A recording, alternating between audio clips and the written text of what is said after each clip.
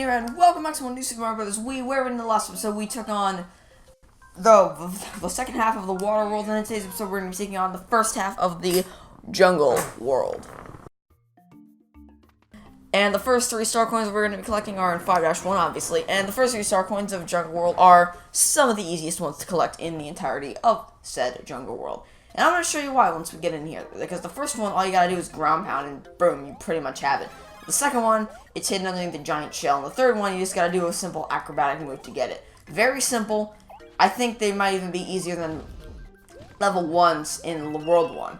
The first star coin's right under this giant shell, which we used by ground pounding into it. Almost got hit by that Koopa Trooper. I'm gonna try and get a invincibility star. That works out perfect. Because now all we gotta do is just power through these guys. Now, if you don't have an invincibility star, what's helpful to take these guys out is an ice flower, which is why they have them. Second star coin, by the way, is just under this giant shell.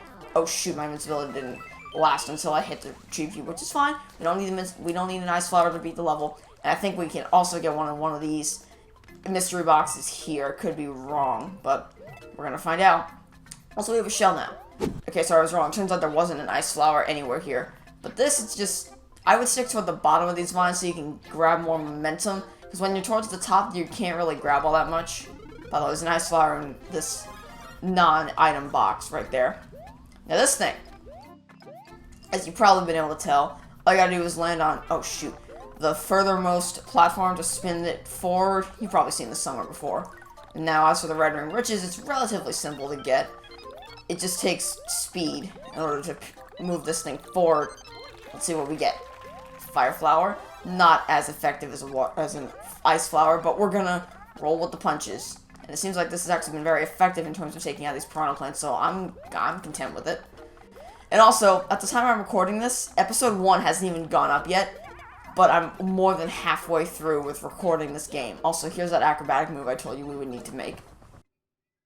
And the reason I'm doing this is so that I can stay ahead of content, since this is my only main priority, which is YouTube at the moment. So, this way I can stay ahead of content. And also, you're gonna need to use the padlock to get the 3rd star coin. And make sure that there are no dips in content. So now it's just a simple jump to this vine, a swing up to this platform, and finally, you'd land on the top to get that 1-up. Oh yeah, Mario time!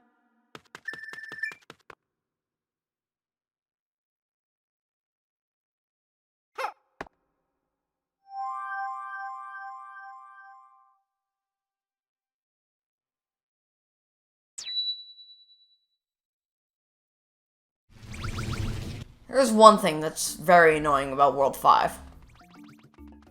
And it's these vines that will block your path. There's no way to control where they go. You might not be able to get to a certain level just because the vines are in your friggin' path. And that to me is very annoying. Because it just wastes valuable time in my opinion. I don't understand why they exist. I get they're trying to imitate the whole theme of the jungle and everything, but it makes no sense. Because it blocks off paths to levels. Isn't the point of the game to keep the player invested in playing? But hey, what's she gonna do, I guess? Because right now, I need to get to that Toad House. But I can't get to said Toad House. So, we're gonna do 5-2 first, and then we're gonna go to the Toad House. And by the way, the power-ups, or not the power-ups, but the star coins in 5-2 are perhaps even easier than the ones in 5-1. Number 1 is just right up in the open right here. Just pounce off of some of these wigglers and then you'll grab it. No problem. The second star coin is also right here. All you gotta do is bounce off one of these wigglers and just bounce back up to get it. It's very easy. The only thing that you might be slightly concerned about is the wiggler that just got me right there. And the wiggler just got me right here, because they're very big. But, if you know what you're doing, it's easy to avoid them. Sadly, I was not able to avoid them right here. But, ordinarily, you can avoid them, no issue. I didn't do that there, because I messed up, but as long as you know what you're doing, you should be fine. Back up to Super Mario status, duck down here. And then for those of you wondering, the 3rd star coin is just up on that level right there. But we need to pounce off of one of these not one of the bats, but one of these wigglers to get up here and then follow the path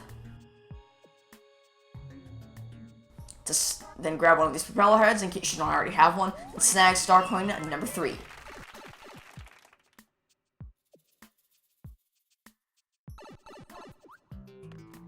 Pretty simple, really, but these bats are going to get you, because, like the things in the World 2 tower, they're Mario seeking, so you never know when they're going to be, where they're going to be, but they know where you're going to be, because they can track your path movement. Unlike you can't track their path movement, though. Even so, we've now successfully completed World 5-. Oh yeah, Mario time.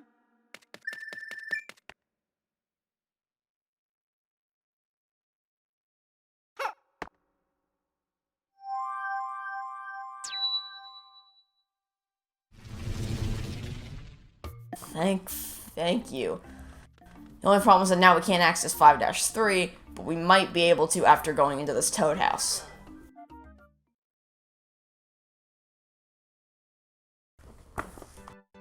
And just like we did last episode, we're going to use the exact same strategy we did, except this time with different results. For example, in this world, we have to punch panels C4 and C5 in order to figure out which map we're on. We are on map B. Okay, so in order to get a power star, we can go right here.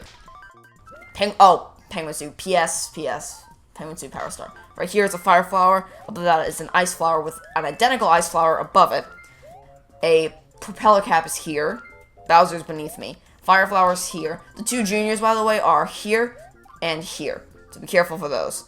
Penguin Suit is here, Mini Mushroom up here, Bowser is here. The 2 Bowsers are here, and just below the propeller cap.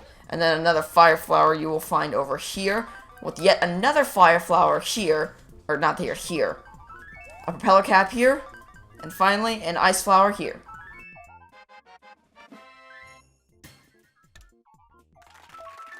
Foolproof strategy.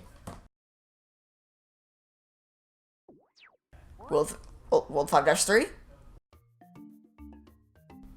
Nope.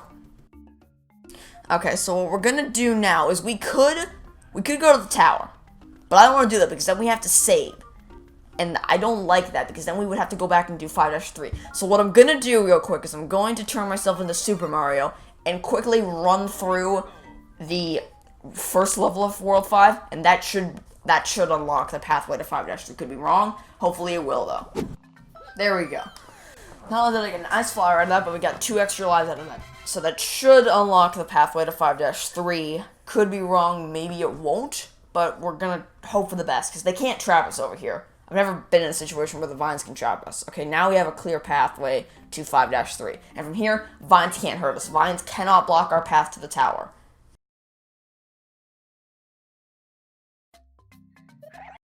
Now, these things are called brambles, and I pointed this out in episode 3, how I knew what these were called brambles. They're very annoying creatures, but they're easy to take out if you have, with just a simple pounce on the head. What's even better is if you have an ice flower. I'll show that off in a minute. Fire flowers aren't very useful against these guys, by the way. It's much more effective to have an ice flower. Here's why. Freeze, ground pound, done. Problem solved. And it's funny when you freeze them in this pose right here. But here, you don't want to get rid of them just yet, because you need them to bounce. You need to bounce off of the bramble in order to, well, oh sure, now the pathway to both of them is unlocked. You know, because we got 6 of these to go around, and these also use ice flower capability. The penguin suits also have ice flower capabilities. We're just gonna roll with the punches and use the penguin suit with this level. And if we can't do it with the penguin suit, we'll use the propeller head, and make getting the first star coin even easier. Second star coin well, let's worry about star coin number 1 for the moment. Oh shoot, I may have created an impossible scenario. Of course, you can always just bump into him from the top. That's also a thing that can happen. What if I bounce off of it? Nope, that's not happening. What if I go forward a little bit and then come back? Maybe it'll respawn? Nope. That didn't. Oh, well, trash. This level suddenly becomes infinitely easier when you use a propeller head.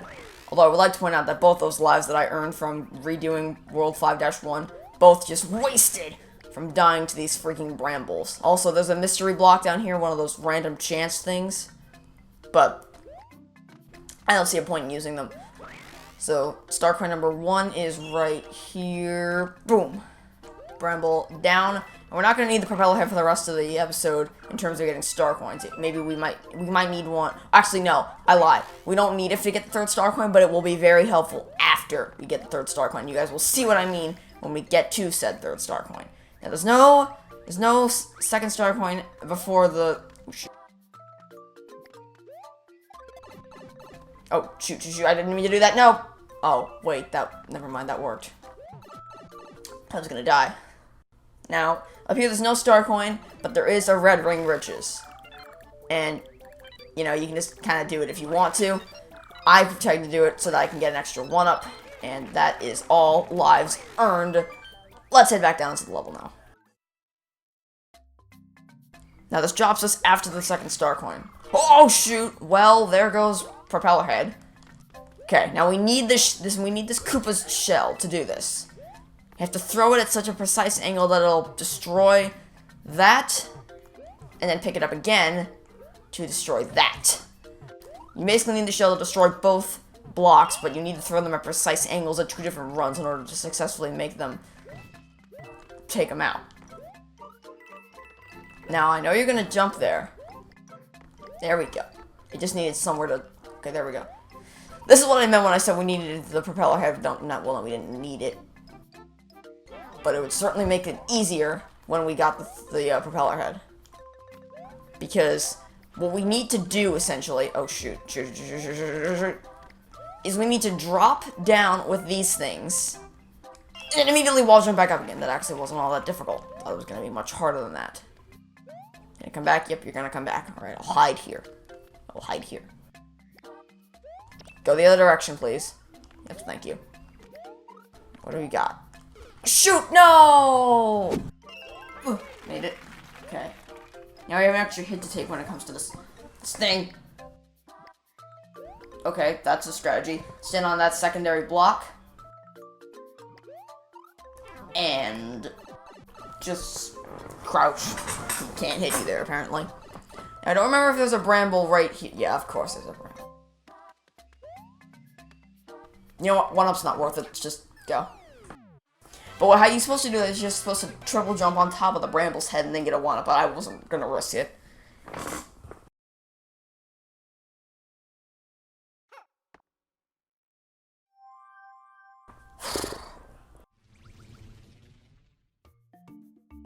Now, contrary to the first 3 levels of this world, these next 3 star coins are a pain to get. A straight up pain to get. And you will see why they are a straight up pain to get once we get to them. Specifically the 2nd and 3rd ones. The first one isn't all that bad. Doesn't mean it's still easy, but it's not. I mean, it doesn't mean it's still easy, but it's much less difficult than the 2nd and 3rd star coins will inevitably become. And I don't think we've hit the first one yet, but we will soon. Okay. Is it? I think it's just past this series of coins. Could be wrong. I guess we'll find out. Wait, how do you... Oh, the one's over here. Okay. There's the star coin. Grab it. See, that one was pretty easy to get, you know. I mean, there's still a chance of getting hit by the spikes, but it was still relatively easy. So you're thinking to yourself, okay, so all the star coins are going to be like it in this episode, right? Or this level? No. They don't work like that. What they need to do is midway point, spring up, and then jump over here. Grab a quick 1-up in case you want one. Bounce up here to the middle platform, jump to the right platform, and if you're really quick, you can move over here. And now, this red ring riches is very risky, because here's why. Look at how closely packed together these coins are. I don't know how I snagged that, but you know what? We're gonna roll with the punches, and I made it back with the fire flower. See how close quarters they are? But guess what? We're not even done with the worst of it yet, because the 2nd star coin is right here, right next to the spikes, and you gotta move very fast to not get crushed by them. That was a little mini rant. But now the third star coin is tricky. And not only is it tricky, it's hard. Because it's tricky to see and it's hard to get. Two things that do not go hand in hand when it comes to a Mario game and star coins. Now, I don't... Okay. So what you want to do is you want to rush over here. Spam through these blocks. Wall jump your way up. But we're not done yet because we still have to escape. So wait for the spikes to retract into the wall, jump down, and then get ready to move with the wind. Not with the wind, but you know what I mean. Alright. That was actually significantly easier than I thought it was going to be, but that still doesn't mean it was easy. Now we're going to move on to the boss fight, and earlier I said this was one of my least favorite tower boss fights in the entire game. You're going to see why. It's moving platforms, and Iggy's little things don't bow well with these three platforms that keep rising up and down. But anyway, if you know his pattern, it's easy to predict, and you can hop on top of him 3 times, as you always can. And other than that, it's a pretty straightforward boss fight. It's just, I don't particularly like it. But hey. So you know what I notice? When I play things on my own time, first time through, maybe it's because I was younger or whatever, I find them difficult, I find them challenging. But I come back through them a second time for a YouTube walkthrough, and I find them infinitely easier, no clue why. Maybe it's because I have experience, but who knows, you know, there's no way to ever know why.